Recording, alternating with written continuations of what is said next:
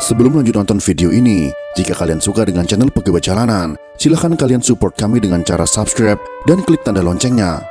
Silahkan gunakan headset Anda untuk mendapatkan kualitas suara yang jernih. Selamat menonton.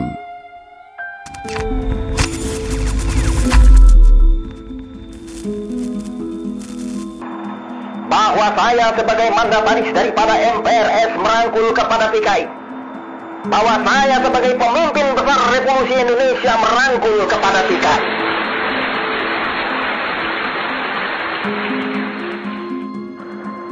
Sebab siapa yang bisa membantah bahwa PKI adalah unsur yang hebat di dalam penyelesaian Revolusi Indonesia ini.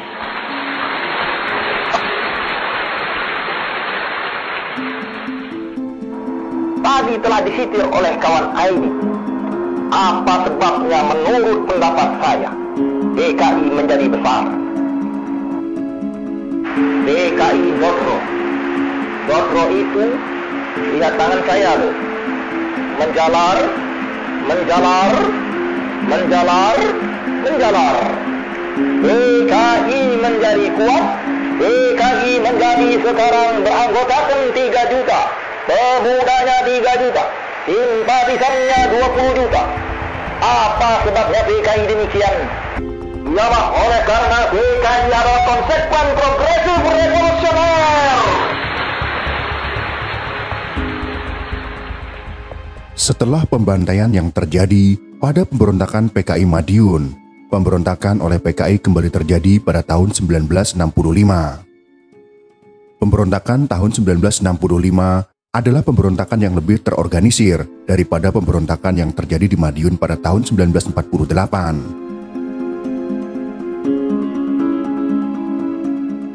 Banyak para militer, tokoh masyarakat dan ulama yang pernah menjadi korban kebiadabannya. Sebagai tindakan balasan, saat pembersihan terhadap orang-orang yang dianggap komunis juga telah memakan banyak korban jiwa.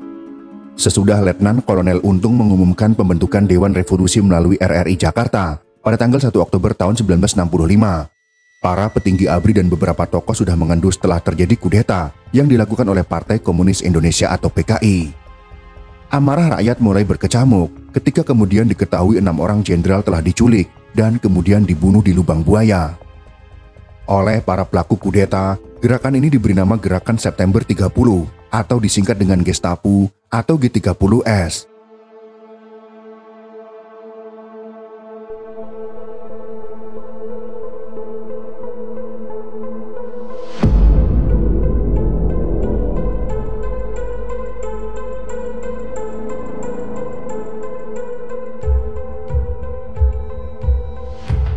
Kemarahan massa mulai mengumandangkan tuntutan agar PKI, penggerak dan dalang Gestapu dibubarkan.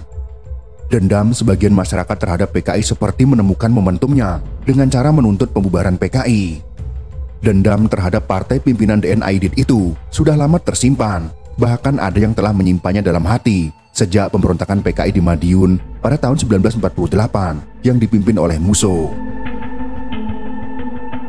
Kantor-kantor PKI dan organisasi underbawnya seperti SOPSI untuk kaum buruh, BTI untuk tani, dan CGMI untuk para mahasiswa mulai diserbu bahkan dibakar oleh massa.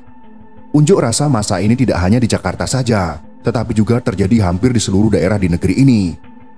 Demonstrasi mahasiswa untuk membubarkan PKI juga mendapat dukungan dari pihak tentara. Hal ini diakui oleh Kemal Idris, saat itu pasukan Kostrad yang dia pimpin bergabung dengan mahasiswa.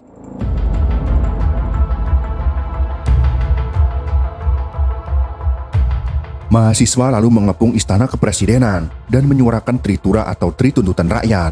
Salah satunya adalah dengan menuntut pembubaran PKI. Pada saat itu, para tentara beranggapan bahwa PKI lah yang menjadi dalang di balik G30S, walaupun tuntutan pembubaran PKI telah dikumandangkan dan korban di pihak PKI juga mulai berjatuhan.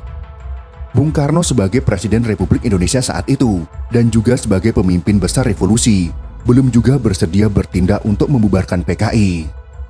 Karena Bung Karno belum menyahuti tuntutan rakyat untuk membubarkan PKI, maka tuntutan massa aksi unjuk rasa tidak hanya lagi tentang pembubaran PKI, tetapi sudah mengarah kepada tuntutan agar Soekarno turun dari jabatannya sebagai Presiden Republik Indonesia.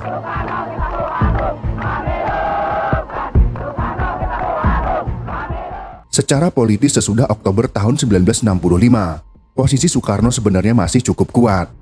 Wibawanya sebagai presiden dan sebagai pemimpin besar revolusi masih diakui oleh rakyat. Pada masa itu, kekuatan militer juga belum sepenuhnya berada di bawah kontrol Soeharto.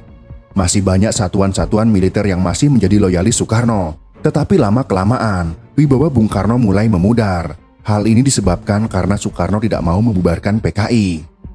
Selama periode tahun 1965 sampai dengan tahun 1967, para jenderalnya yang dulu sangat patuh pada Soekarno, kini tak mau lagi mendengar ucapan atau perintahnya. Bahkan Soekarno pernah menerima pamflet yang menuduhnya sebagai dalang utama G30S. Padahal dengan kewenangan dan wibawa yang dimilikinya, sesungguhnya Soekarno dapat membubarkan PKI. Tetapi hal itu tidak dilakukannya. Jika saja Soekarno mau membubarkan PKI pada akhir tahun 1965, kemungkinan besar pemimpin besar revolusi itu tidak akan menjadi sasaran para pengunjuk rasa.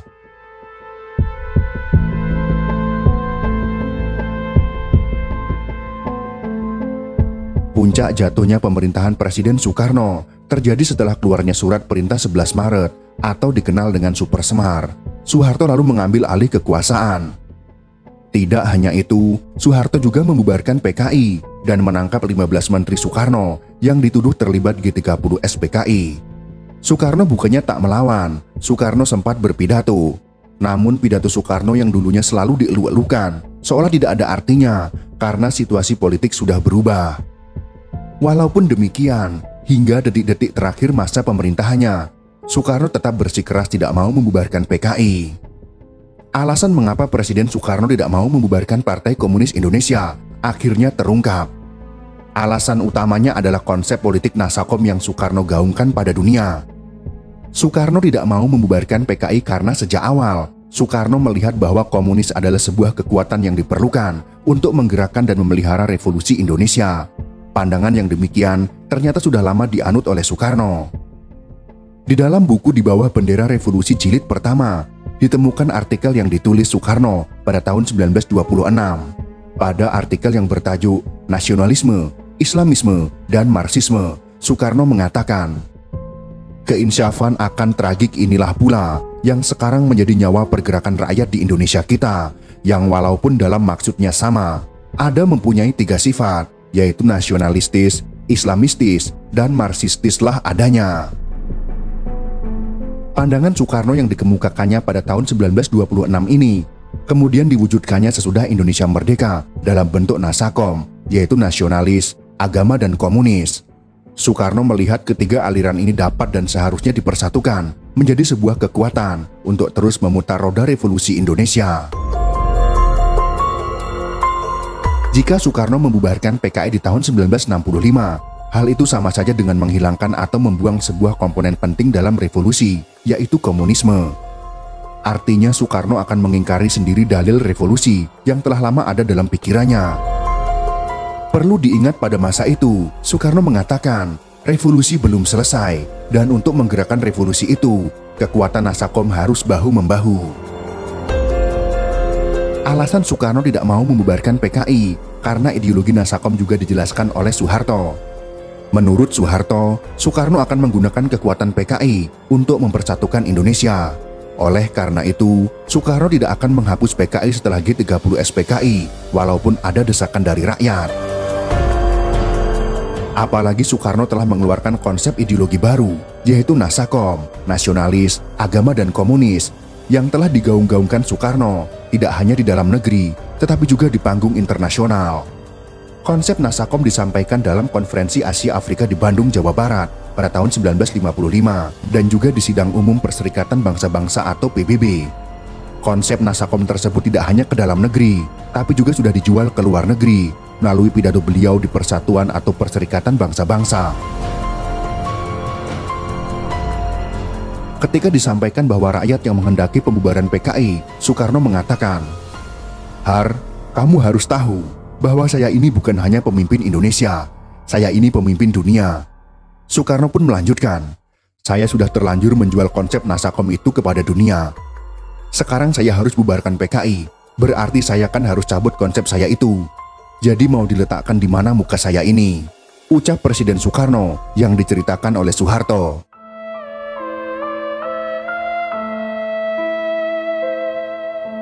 Alasan lain mengapa Soekarno tidak mau membubarkan PKI adalah karena kedekatannya dengan negara-negara komunis, terutama RRC dan Uni Soviet. Pada masa menjelang tahun 1965, Soekarno masih terus menghantam negara-negara yang disebutnya neokolonialisme atau dikenal dengan nekolim. Negara-negara nekolim yang dimaksudnya ini adalah juga negara-negara yang sangat dekat hubungannya, bahkan dilindungi oleh negara-negara imperialis kapitalis. Untuk menghadapi negara-negara nekolim ini, maka dibutuhkan bantuan dari negara-negara komunis seperti Uni Soviet dan Republik Rakyat Tiongkok.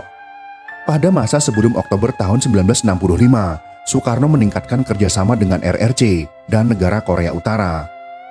Dengan hubungan erat yang demikian, maka tidaklah mungkin Soekarno membubarkan PKI, yang pada masa itu merupakan partai komunis terkuat di luar negara-negara komunis. Itulah alasan mengapa Soekarno tidak membubarkan PKI, walau telah melakukan pemberontakan.